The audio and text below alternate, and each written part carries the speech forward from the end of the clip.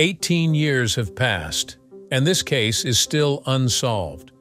Joran van der Sloot, the man found guilty of killing Stephanie Flores and the main suspect in Natalie Holloway's disappearance, is serving a 28-year sentence in Chalapalca prison in Peru. This prison is high in the Andes Mountains and is known for its harsh conditions. Inmates there have limited access to basic needs and are constantly watched by guards. Van der Sloot's life in prison is very tough. People continue to look closely at the terrible crimes that put him there. Let's explore the nature of his crime and the harsh conditions he faces in prison. First, we will look at how he ended up there. Joran van der Sloot grew up in Arnhem, Netherlands with his parents and two brothers. In 1990, his family moved to Aruba. There, Joran did well in school and was good at sports, especially football and tennis. He even played tennis with his father at a big event in 2005. However, his mother said he often lied and sneaked out to go to casinos. On May 29, 2005, van der Sloot met Natalie Holloway at Carlos and Charlie's bar in Orangestad, Aruba. Natalie, an 18-year-old American, was on vacation to celebrate her high school graduation. They drank and danced together at the bar. When the bar closed at 1 a.m., Natalie was last seen leaving with van der Sloot and two brothers, Deepak Kalpo and Satish Kalpo. On June 9, 2005, van der Sloot and the Kalpo brothers were arrested in connection with Natalie Holloway's disappearance. The Kalpo brothers were released on July 4th, but van der Sloot stayed in custody. The brothers were arrested again on August 26th on suspicion of sexual assault and murder. All three were released on September 3rd because there was not enough evidence. After being released, van der Sloot had to stay in Dutch territory while the investigation continued. He returned to the Netherlands on September 5, 2005 to study international business management at Hahn University of Applied Sciences. The travel restrictions were removed by a higher court on September 14th. Gerald Dompig, who used to be a deputy commissioner of the Aruba police, said that the initial arrests were made too hastily due to pressure from Natalie Holloway's family. On September 26, 2005, Joran van der Sloot told the American TV show A Current Affair that he and the Kalpo brothers had not been with Holloway in a sexual way. He admitted they had initially lied to the police. At first, they said Holloway was left alone at her hotel, but later they changed their story to say she was dropped off with her at the beach. Van der Sloot claimed he left Holloway at the beach because she asked him to, and he regretted what happened. On February 6, 2006, van der Sloot's parents told ABC's Good Morning America that their son was treated unfairly and that the investigation had caused them a lot of distress. Later that month, while van der Sloot and his father were in New York City for an interview with ABC's Prime Time, they were served with a lawsuit from Holloway's parents, Beth and Dave Holloway, who were claiming personal injury. The lawsuit was dismissed in August due to issues with jurisdiction. In April 2007, Joran van der Sloot worked with a reporter to write a book about the case. He started writing it while taking business classes in Arnhem. In the book's introduction, he said he wanted to be open and honest about what happened, so that anyone who was interested could learn the truth. Even though he claimed he was innocent, there was something unsettling about him, as if a dark side was ready to come out. What happened next was shocking. On April 27, 2007, a new investigation started at Joran van der Sloot's parents' home in Aruba, involving about 20 investigators. The Dutch authorities carefully searched the yard and nearby areas using shovels and thin metal rods to check the ground. Vivian van der Biezen, a spokesperson for the prosecutor's office, said the investigation was ongoing, and Dutch authorities were looking for new leads. The prosecutor's office stated that they had evidence that needed a more thorough search. They did not explain why the search was happening, only that it was not related to van der Sloot's book. On November 21, 2007, van der Sloot and the Kalpo brothers were rearrested in Arnhem and Aruba, respectively. They were suspected of being involved in voluntary manslaughter and causing serious harm that led to Natalie Holloway's death. The Aruba prosecutor's office said new evidence connected to Holloway's disappearance led to their rearrest. Vander Sloot returned to Aruba on November 23rd. On November 26th, a court decided to keep him in custody for 8 more days. The Calpo brothers were released on December 1st and Vander Sloot was released on December 7th without any charges. On January 11, 2008, during his appearance on the Dutch late-night talk show Pauw and Witteman, Vander Sloot reacted to a challenge from crime reporter Peter de Vries by throwing a glass of red wine at him. Then, on February 3rd, de Vries broadcast an undercover video on Dutch television. This video, which was shown to 7 million viewers, allegedly captured Vander Sloot smoking marijuana and admitting that he was present when Holloway died. This made it the most watched non-sports show in Dutch TV history. In the video, Patrick van der Riem, who was secretly working with de Vries, had befriended Vander Sloot without him knowing he was being recorded. Vander Sloot talked about Holloway having a seizure while they were together on the beach. He then claimed that after her death, he called a friend named Dowry to help dispose of her body by putting it on a boat and throwing it into the sea. Despite the video's strong content, the Aruban prosecutor decided there was not enough evidence to make any arrests. Vander Sloot later said he had made up the story to impress van der Riem, whom he thought was involved in drug trafficking. After pressure from the Pauw and Witteman show, Vander Sloot went to a psychiatric hospital before leaving the Netherlands for Thailand. He kept lying and changing his story to avoid the law. The surprising part of this case is that his father was also involved. Paulus Vander Sloot was taken in for questioning about Holloway's disappearance on June 22, 2005. He was released on June 26 after being questioned for 3 days. The chief prosecutor in Aruba said that one of the Calpo brothers told investigators that Paulus, who was training to be a judge at the time, advised his son that the police wouldn't have a case without a body. On November 10, 2005, Paulus won a lawsuit against the Aruban government for wrongful detention. This cleared him as a suspect and allowed him to keep his government job. He then filed a second lawsuit seeking compensation for himself and his family due to his arrest. Although he won initially, the decision to award him 40,000 Aruban florins, about $22,300, was overturned on appeal. This left the family with financial difficulties from legal costs. In January 2007, Paulus became a managing partner at the law firm that had represented him. On November 24, 2008, Fox News on the Record aired an interview where Joran Vander Sloot claimed he sold Holloway into sexual slavery and received money for it. He also alleged that he paid the Calpo brothers for help and that his father, Paulus, paid off 2 police officers who knew Holloway was taken to Venezuela.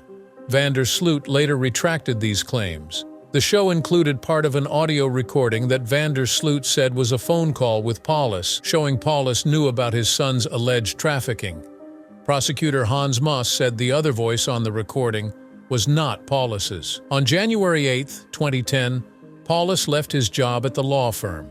He died of a heart attack while playing tennis in Aruba on February 10, 2010 at age 57. Joran Vander Sloot returned to Aruba soon after and began gambling. His mother, Anita, later said that Joran had serious mental issues and blamed himself for his father's death. He had left for Aruba before she could have him committed, leaving a note that said, "I'm gone. Do not worry." Did he feel remorse after his father's death and change his behavior? You might be shocked by what happened next. In November 2008, Dev released hidden camera footage showing Joran Vander Sloot preparing to ship women from Bangkok to Europe while facing charges in the United States. Dev claimed Joran was earning $113,000 for each woman he sold into prostitution in the Netherlands. Joran used the name Murphy Jenkins to avoid Thai authorities. Later, Peruvian Minister of Justice Aurelio Pastor announced that Thailand was seeking legal action against Joran. The National Enquirer reported that Thai authorities were investigating Joran for his role in the disappearance of young women he may have recruited for a sex trafficking ring while posing as a production consultant for a modeling agency that promised to send them to Europe for modeling jobs. Around March 29, 2010, Joran reportedly contacted John Q. Kelly, Beth Holloway's lawyer, offering to disclose the location of Natalie's body and details of her death for an upfront payment of $25,000 out of a total of $250,000. Kelly said he traveled to Aruba in April in secret to meet with Joran, who needed money urgently, and gave him $100. Kelly then informed the FBI, which set up a sting operation with Aruban authorities. On May 10th, Joran allegedly received $115,000 through a wire transfer to his account in the Netherlands, after receiving $10,000 in cash, which was captured on video by undercover investigators in Aruba. In return, Joran told Kelly that his father had buried Holloway's remains in the foundation of a house. However, authorities found this information false, as the house had not been built at the time of Holloway's disappearance. Joran later admitted in an email to Kelly that he had lied about the house. Beth Holloway was surprised that the FBI did not immediately charge Joran with extortion, allowing him to leave with the money to Bogotá on his way to Lima. The FBI and the U.S. Attorney's Office said the case was not strong enough to file charges. On June 3, 2010, the U.S. District Court of Northern Alabama charged Joran with extortion and wire fraud. U.S. Attorney Joyce White Vance issued an arrest warrant through Interpol to have him prosecuted in the United States. At the request of the U.S. Justice Department, Dutch authorities conducted a raid on 2 homes in the Netherlands on June 4th, seizing various items. One of the homes was owned by reporter Jaap Amersfoort, who had interviewed Joran and claimed knowledge of his criminal activities. Aruban investigators, using information from an extortion case, searched a beach again but found no new evidence.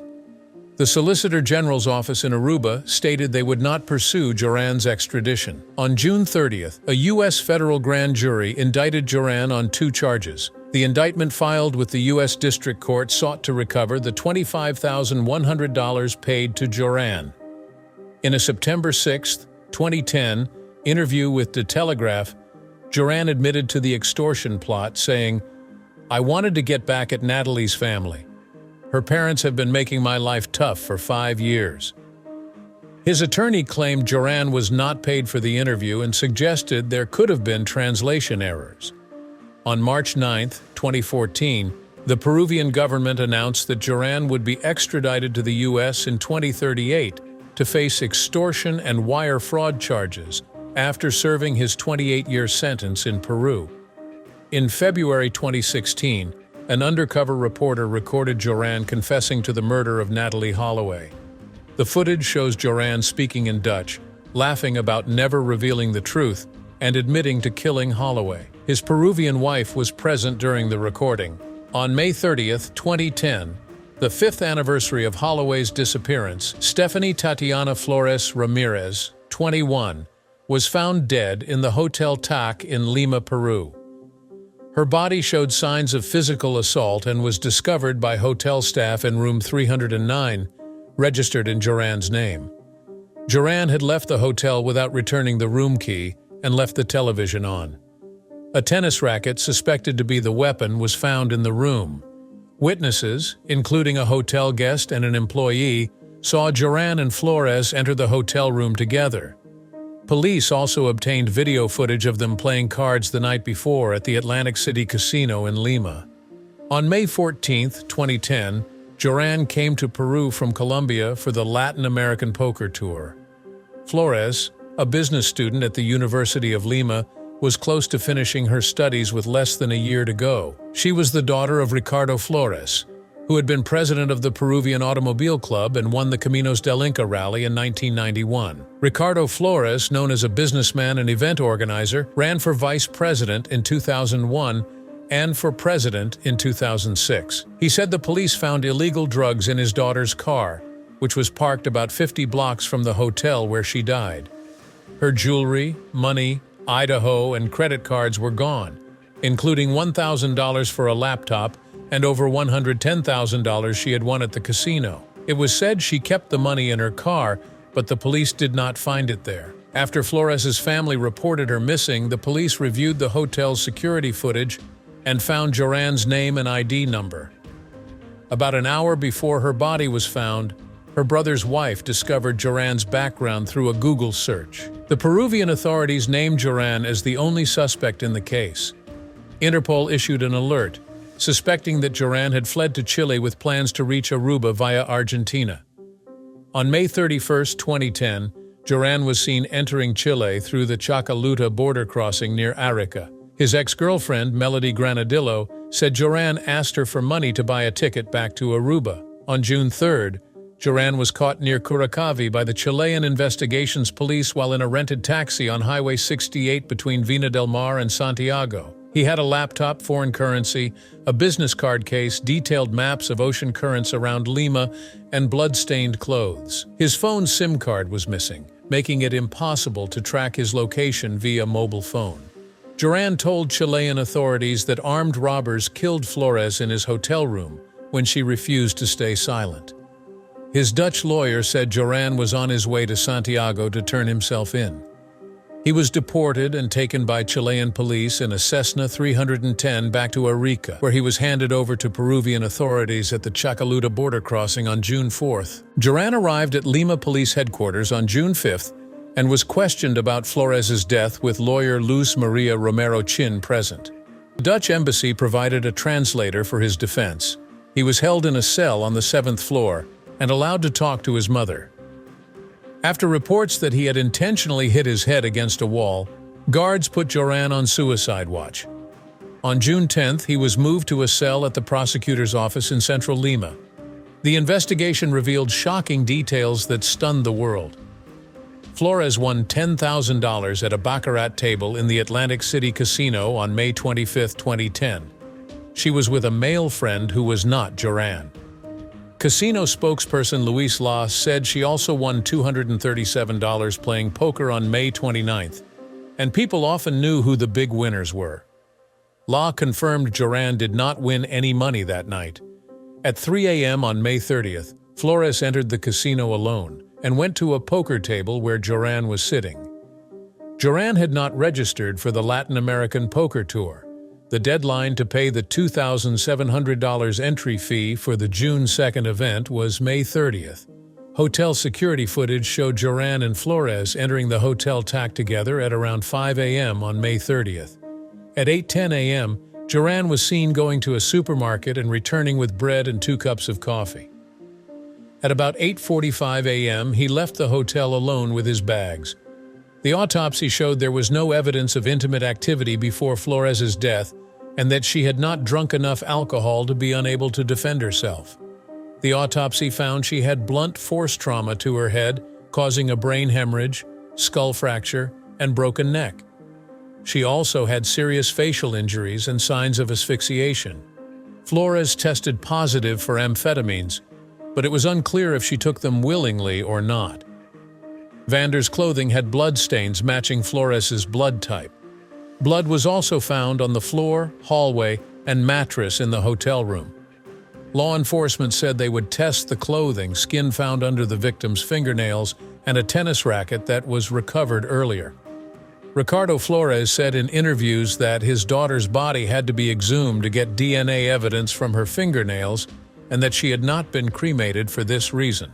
The National Police of Peru gave a copy of Vander's laptop hard drive to the FBI on March 14, 2011. Colonel Oscar Gonzalez of the Peruvian police said the U.S. federal investigation wanted information related to Holloway's disappearance and the alleged extortion of her family.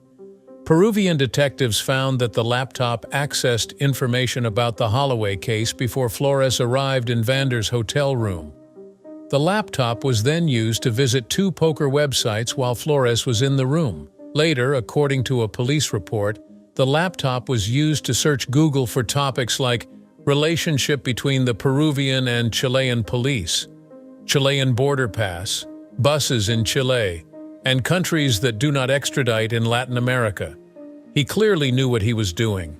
Vander admitted to killing Flores on June 7, 2010, after several hours of interrogation, despite first claiming he was innocent.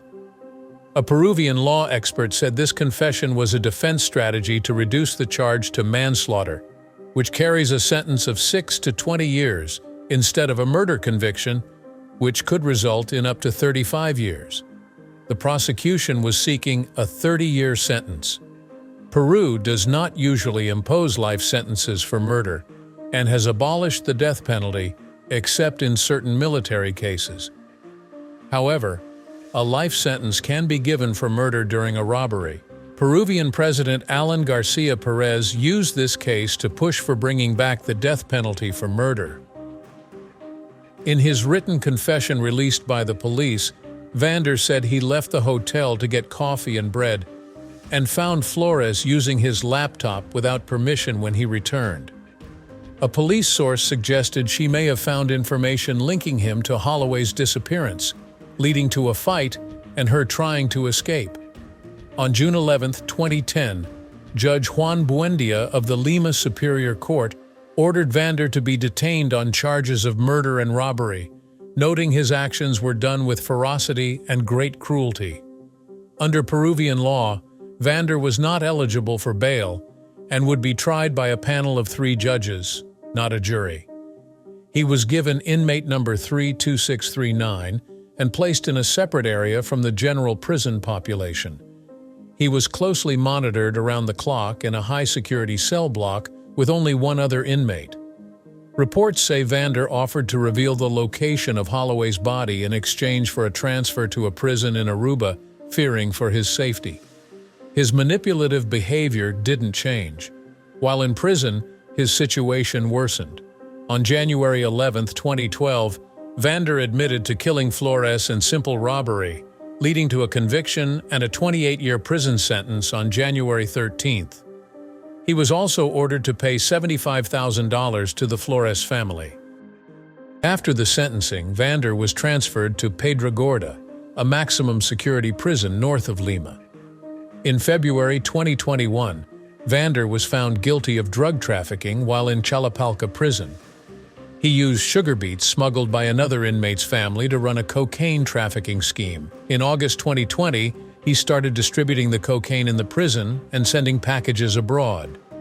Prison authorities found out, and Vander got an extra 18 years added to his sentence.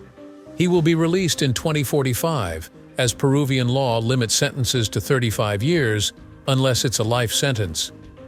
In February 2024, news sources reported that Vander had conjugal visits from 3 women, including his longtime girlfriend, Eva Panico. In April 2024, he was attacked by 2 inmates in Calapalca prison, but had only minor injuries.